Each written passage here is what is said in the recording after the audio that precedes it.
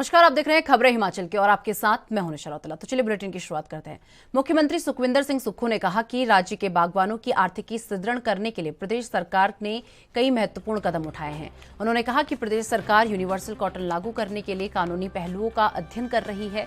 सुखविंदर सिंह सुक्खू ने शनिवार को हिमाचल प्रदेश राज्य सहकारी बैंक के अध्यक्ष देवेंद्र शर्मा के नेतृत्व में ठियोग विधानसभा क्षेत्र के एक प्रतिनिधिमंडल को संबोधित करते हुए ये बात कही।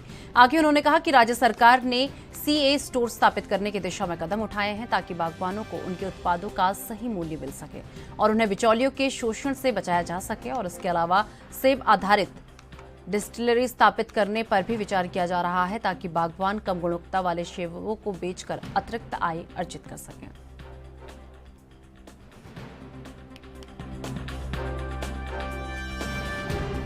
हम चाहते हैं कि कोऑपरेटिव बैंक, चाहे वो बस ऑपरेटर्स को लोन देने की बात आई जिसमें हमने 50 लाख की सब्सिडी की घोषणा की है, अगर वो इलेक्ट्रिकल में जाता है, टैक्सी की बात आई, अगर वो इलेक्ट्रिकल में जाता है तो हम उसको 50% अनुदान देंगे।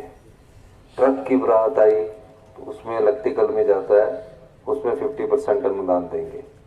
हम उसकी सॉवरेन गारंटी सरकार देगी और बैंक हमारा कोऑपरेटिव बैंक होना चाहिए। तो एक तेज तरार चुस्त आदमी की जरूरत थी, इसलिए हम इसके द्वारा हमारा काम भी चले। और जो सोलर एनर्जी है, आप सोलर एनर्जी, मत्स्य पालन और बागवानी और कृषि, ये चारों एक दूसरे से संबंधित है। अपने चाहे विभाग अलग बना दे, कभी फिशरी का बना दे कि इसको एडजस्ट करना है, लेकिन शुरुआत इसकी किसान से ही होती है। हम उस चीज को भूल गए कि किसान है, ये बागवान है, ये मत्स्य पालन है, ये सोलर है।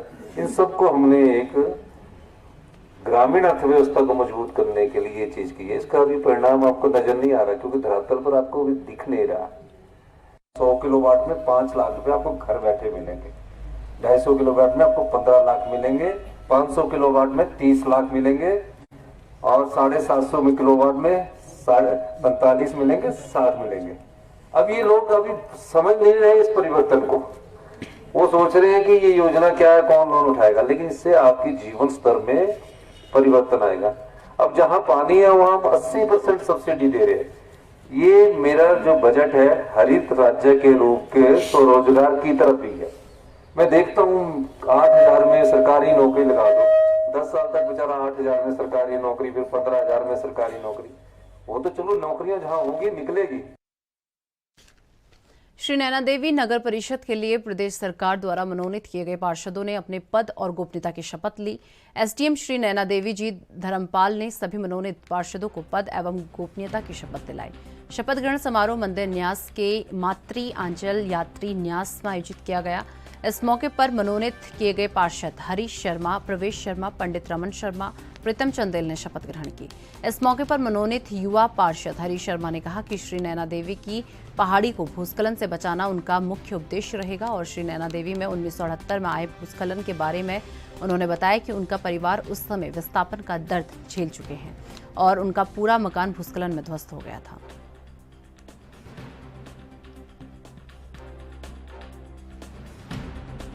सदस्य जो मनोनीत किए इसके बारे में देखिए, हमें जैसे कि विदित है कि अब पार्षद जो है वो मनोनीत होते हैं एमसी में, तो एक नई गवर्नमेंट की तरफ से जो हमें डायरेक्शंस थी कि ये लोग जो है मनोनीत किए गए हैं इस एमसी नैना देवी में, तो उनका शपथ समारोह का जो रखा गया था यहाँ पर, तो आज उसी विषय में आज हमने इन चारों मेंबर्स को यहाँ पे शपथ दिलवाई और इनको संविधान की शपथ दिलवाई ताकि अपना जो काम है वो बहुत ही अच्छे से कर सकें इन आने वाले 5 वर्षों में। और मेरा इनसे यही आग्रह रहेगा कि जो जन समस्याएं हैं वो उनका जो है एमसी के जो काउंसिल में उसमें रखें और उनका निराकरण जल्दी जल्दी करें। तो इन्हीं सभी शब्दों के साथ मैं इन सबको आने वाले भावी हिमाचल के शिमला में विद्युत नियामक आयोग द्वारा नई बिजली दरें लागू होने के बाद हिमाचल प्रदेश में प्रति यूनिट 22 पैसे बिजली महंगी हुई है, जिसको लेकर भाजपा ने सरकार पर हमला बोल दिया है। भाजपा विधायक व मुख्य प्रवक्ता रणधीर शर्मा ने कहा कि एक तरफ जहां कांग्रेस ने चुनाव से पहले 300 यूनिट मुफ्त बिजली देने का जनता से वादा किया था, वहीं दूसरी तरफ उसके बिल्कुल उलट करते हुए कांग्रेस सरकार ने बिजली के दामों में वृद्धि करके जनता पर बोझ डालने का काम किया है, जिसका भाजपा विरोध करती है।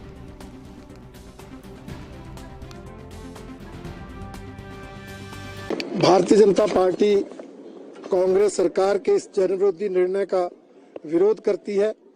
हमारा मानना है कि कांग्रेस सरकार ने, पार्टी ने विधानसभा चुनाव से पहले 300 यूनिट बिजली मुफ्त में देने का वायदा किया था।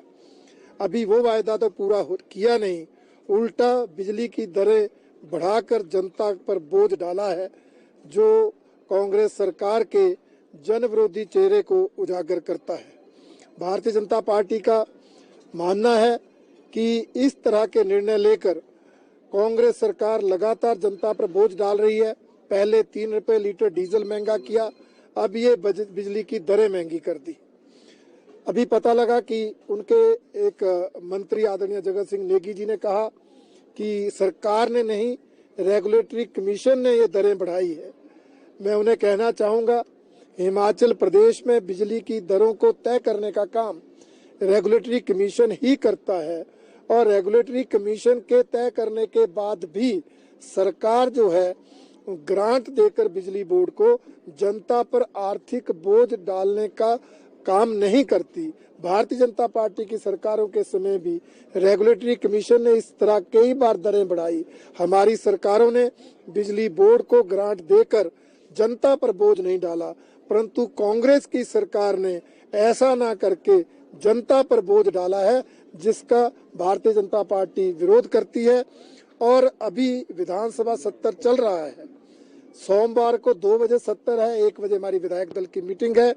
विधानसभा में किस तरह से इस मुद्दे को उठाना है, किन नियमों के तहत उठाना है, हम उस विधायक दल की बैठक में तय करेंगे। और भारतीय जनता पार्टी भी कांग्रेस सरकार के इस निर्णय के खिलाफ जो है आगे।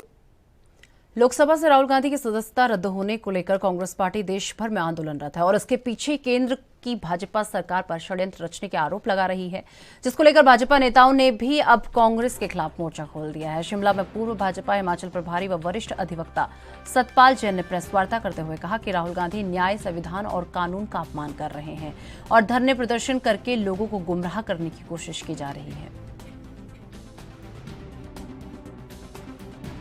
कांग्रेस पार्टी के नेता, उनका हाईकमांड भी और हाईकमांड के निर्देश पर उनके राज्यों की यूनिट भी श्री राहुल गांधी जी के विषय को लेकर सत्याग्रह, धरने, प्रदर्शन आदि सारे देश में कर रहे हैं। शायद संसद के इतिहास में पहली बार किसी पार्टी के सांसद काले कपड़े पहनकर भी प्रोटेस्ट करने गए हैं। जहां तक मेरी जानकारी है, आज तक पार्लियामेंट में, विधानसभा में, खासतौर पे एमपीज ने कभी काले कपड़े पहनकर प्रोटेस्ट नहीं किया। वास्तव में जो मैं आज बात स्पष्ट करना चाहता हूं, कांग्रेस का ये सो कॉल्ड सत्याग्रह, ये सत्याग्रह नहीं है, ये दुराग्रह है। ये न्यायालय की, संविधान की, कानून की और जो मर्यादाएं होती हैं सामाजिक जीवन में, राजनीतिक जीवन में, उन सबका घोर उल्लंघन और अपमान है। कांग्रेस के नेता सही बात को जनता के सामने नहीं आने दे रहे हैं। मैं कहना चाहता हूं कि आपने जो कानून दोनों के अंतर्गत सजा हुई है वो बीजेपी के बनाए हुए नहीं है। सजा आपको सीजेएम ने दी है, जो कि जज है, कचहरी का है। तो आपको जो ऑप्शन अवेलेबल है कि आप इसके खिलाफ अपील करें। कोरोना काल के दौरान आउटसोर्स आधार पर अस्पतालों में रखे गए कर्मचारियों का अनुबंध बीते दिन खत्म हो गया है। प्रदेश भर में कोरोना के दौरान 1800 के करीब स्वास्थ्य विभाग में कर्मी आउटसोर्स पर तैनात किए गए थे, जिसमें 100 के करीब स्टाफ नर्स भी शामिल है और उन्हें कोविड वॉरियर का तमगा भी दिया गया था, लेकिन अब इन्हें बाहर का रास्ता दिखा दिया गया है। कंपनी को दिए गए टेंडर की अवधि शुक्रवार को खत्म हो गई है, जिसके चलते अब इन कर्मियों के समक्ष रोजी रोटी का संकट खड़ा हो गया है। वहीं शनिवार को प्रदेश भर से आउटसोर्स काम कर रही स्टाफ नर्सें सचिवालय पहुंची, जहां पर उन्होंने मुख्यमंत्री सुखविंदर सिंह सुक्खू से सेवा विस्तार देने और स्थायी नीति बनाने की गुहार लगाई।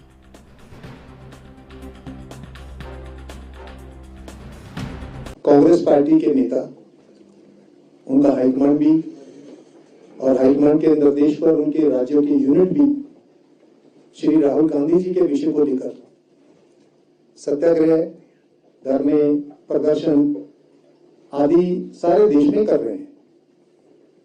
शायद संसद के इतिहास में पहली बार किसी पार्टी के सांसद काले कपड़े पहनकर भी प्रोटेस्ट करने गए हैं। जहां तक मेरी जानकारी है, आज तक पार्लियामेंट में, विधानसभा में, खासतौर पे एमपीज ने कभी काले कपड़े पहनकर प्रोटेस्ट नहीं किया।